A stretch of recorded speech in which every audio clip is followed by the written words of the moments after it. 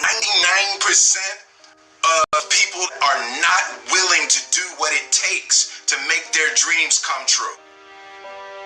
The Marines have a saying, everybody wants to go to heaven, but nobody wants to die. The center of bringing any dream into fruition is self-discipline. You know, something as simple as food and eating is not about your body as much as it is about your mind. It's getting command of your mind to be able to choose actions that are in your own best interest. Every day we are choosing that's not in our own best interest. So if the world is attacking you and the world wants to fight you and the world's trying to hold you down, so you're going to kick yourself in the balls? So you're going to stop yourself from getting what you dream.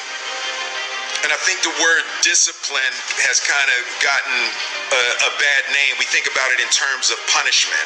I'm not talking about discipline in that way. I'm talking about discipline in the sense that you forego immediate pleasure for the exchange of long-term self-respect. I believe that self-discipline is the definition of self-love. That when you say that you love yourself, that means that you have behavior towards yourself that is loving. Self-discipline is the center of all material success. You cannot win the war against the world if you can't win the war against your own mind.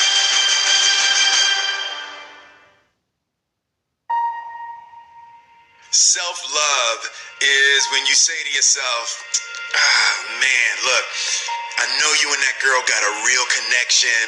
I know y'all vibe, but that's your girl's cousin.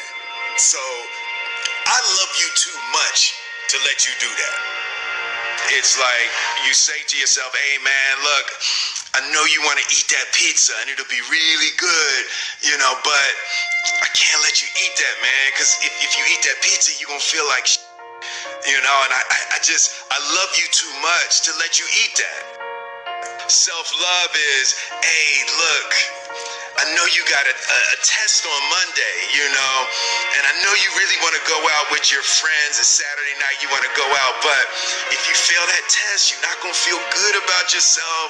You know, I love you too much to let you go out tonight. Self-discipline is self-love. If you want to be happy, you have to love yourself, which means you have to discipline your behavior. The road to sustained happiness is through disciplining your behavior. We tend to base our self-esteem on what other people think. And that's not really self-esteem. Self-esteem is supposed to be how we feel about ourselves. And I was just saying how dangerous it is to allow other people to determine how you're going to feel about you. And it's kind of like looking into a broken mirror. You're going to look in a broken mirror and then change your face to try to look good in this defiled, busted, broken mirror. And it just, other people's opinions is a really way to determine how we feel about ourselves.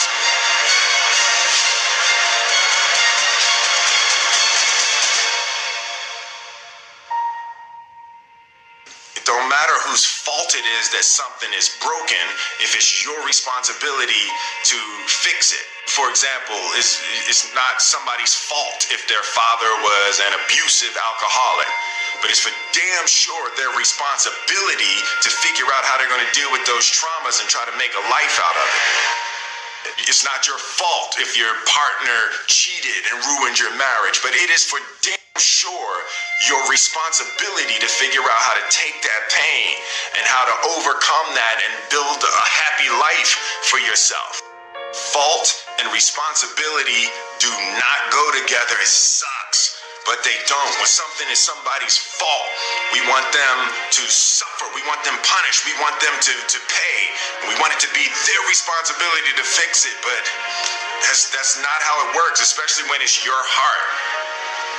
Your heart, your life, your happiness is your responsibility and your responsibility alone.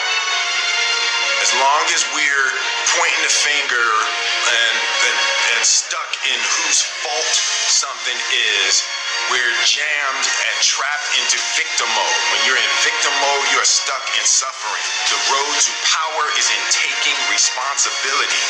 Your heart, your life, your happiness is your responsibility and your responsibility alone. You can make a person smile, you can make a person feel good, you can make a person laugh, but whether or not a person is happy is deeply and totally and utterly out of your control.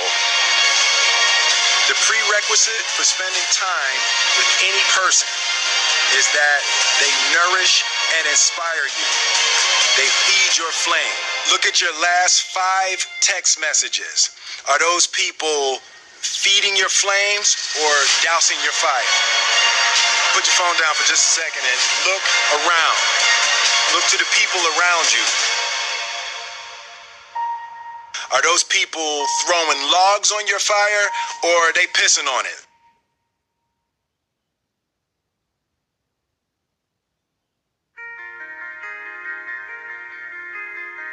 I want my life, I want my work, my family, I want it to mean something. And it's like, it has, if you are not making someone else's life better, then you're wasting your time. The separation of talent and skill is one of the greatest misunderstood concepts for people who are trying to excel, who have dreams, that want to do things. Talent you have naturally. Skill is only developed by hours and hours and hours of beating on your craft. You don't try to build a wall. You don't set out to build a wall.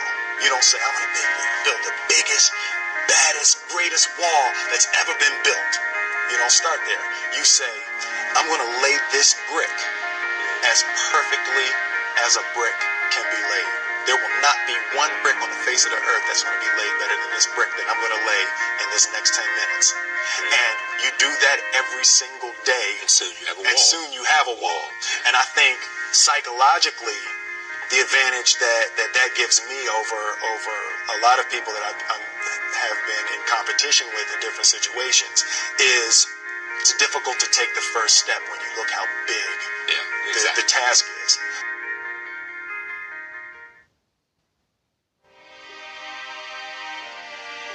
The definition of who I am is very clear to me, and it also redefines who I want to be, in that I know for a fact that I'm stronger than I thought I was. You know, you can't help but ask yourself the question, what would I do if I was in Muhammad Ali's shoes? I'm motivated by fear. I hate being scared to do something. And I think what developed in my early days was the attitude that I started attacking things that I was scared of. Why were you scared in your bed the night before? What do you need that fear for? Just don't go. Why are you scared in your bed 16 hours before you jump? Why are you scared in the car? Why could you not enjoy breakfast? Fear of what? You're nowhere even near the airplane. Everything up to the stepping out, there's actually no reason to be scared. It only just ruins your day. You don't have to jump. And then in that moment, all of a sudden, where you should be terrified is the most blissful experience of your life. And God placed the best things in life on the other side of terror.